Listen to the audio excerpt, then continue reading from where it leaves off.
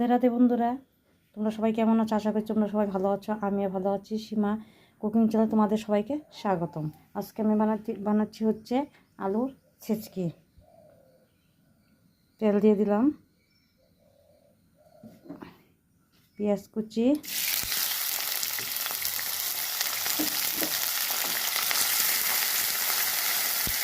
পেঁয়াজটা আমার আধা ভাজা হয়ে গেছে।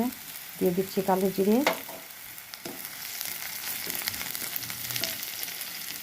আলুটা ছেড়ে দিলাম,